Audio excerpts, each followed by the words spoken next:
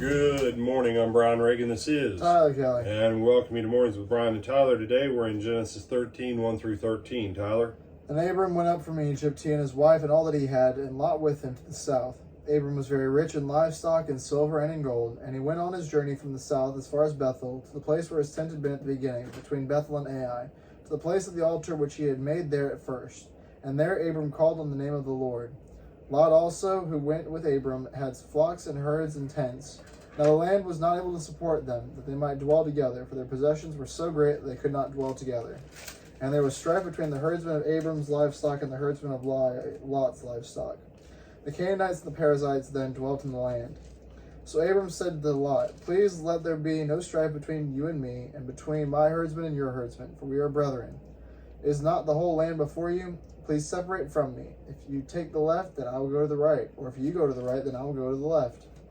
And Lot lifted his eyes and saw all the plain of Jordan, and it was well watered everywhere, before the Lord destroyed Sodom and Gomorrah, like the garden of the Lord, like the land of Egypt as you go towards Zoar.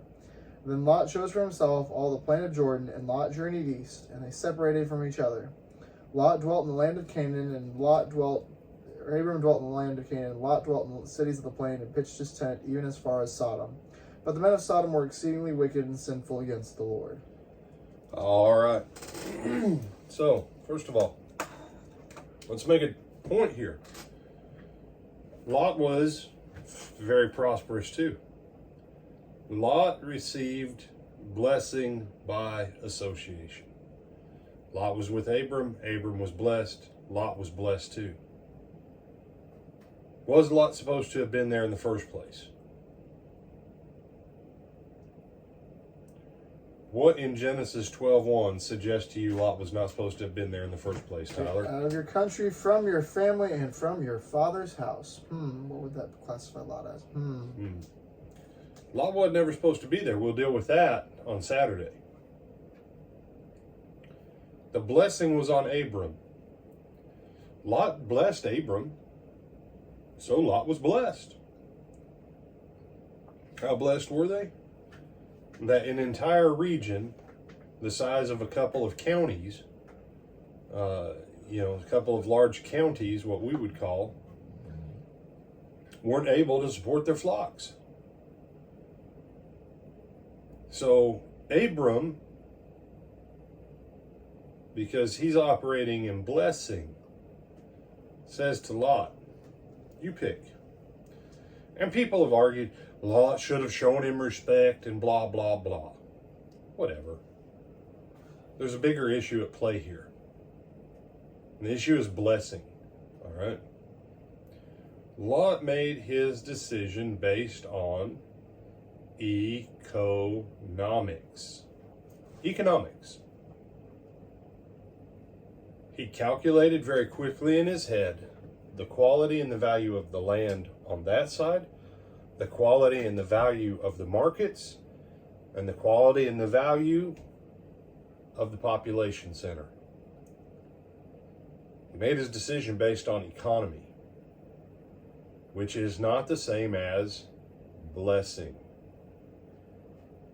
When Abram and Lot had nothing to do with Sodom and Gomorrah, they were already rich.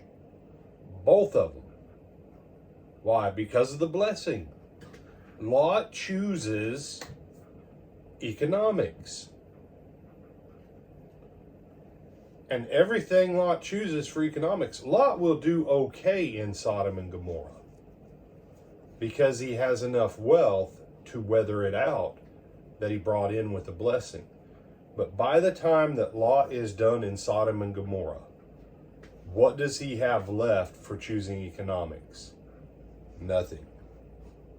Literally, the clothes on his back and 2 of his kids. That's all he leaves town with. He loses everything else because he trusted in riches, not in the blessing. So don't think when I talk about what you would call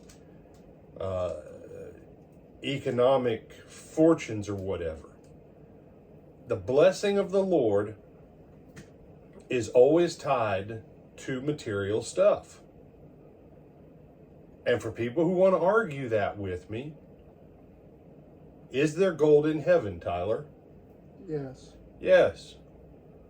Do you realize gold and precious jewels and water are things that are on earth that are also in heaven? These are mediums of exchange. That's a whole different discussion. And you say, well, the descriptions of heaven are spiritual. So the city's going to have no form, no substance? Do you think the word spiritual somehow means it's just oogity boogity misty? The throne of God has substance. The Father actually has a form. No man has ever seen it. But John tells us, because John quotes Jesus when Jesus says, no man has seen the Father's shape or the Father's form. The Father is a spirit, but the Father still has form. The Holy Spirit, when he descended in form like a dove. It's not that his form was like a dove, it's that the shape that came down was something that man couldn't quite describe, but it came down the way that a dove descends. When Ezekiel saw into the heavenly realm, he said, I saw one that looked like one that was like. He's like, this is like something that's like something that is this. He had 2 degrees of likeness to equate it to us. But it doesn't change the fact that he saw form, he saw shape, he saw substance. Spiritual things have substance. Are angels spiritual beings? Are you saying are angels spiritual beings? Yeah. Mm-hmm. Do they have substance? Apparently. Apparently. God spoke an entire universe into existence out of his faith. Words have substance. Faith is the substance of things hoped for, the evidence of things. But faith is the substance. So when you start talking about blessing, always keep in mind there's always something tangible, something substantive that goes with blessing. And if you use the word spiritual, spiritual doesn't mean that it's not real and it's not tangible. Newsflash. If the Lord were to have someone literally walk up to you today and say, you know, I had this extra car, it's 8 years old, it's paid for, I see yours is 35 years old and it's smoking and it's not even running. The Lord wanted me to go on ahead and give you my 8-year-old car. Here's the tags already paid for 2 years. I already paid for insurance for the next 2 years for you. The only thing you got to do is keep gas in it.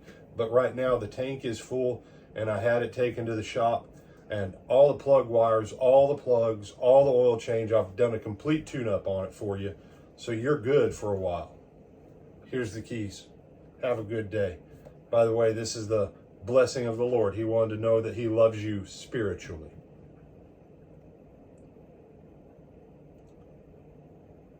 Well, it'd still be a spiritual blessing, wouldn't it? Because it came out of heaven. But it manifested in real time, real space. Oh, wait. It's all real space. It's all real time because it's all ordained by God. So, maybe it's time to change how you think. Everything is tangible. The difference is it economics or is it the blessing? Because the tangibility is the same in both realms. Gold is gold in heaven and on earth, whether in the blessing or in economy. So, anything else, my brother? No, sir. With that, I'm Brian Reagan. This is Tyler Kelly. Lord willing, we hope to see you Saturday morning.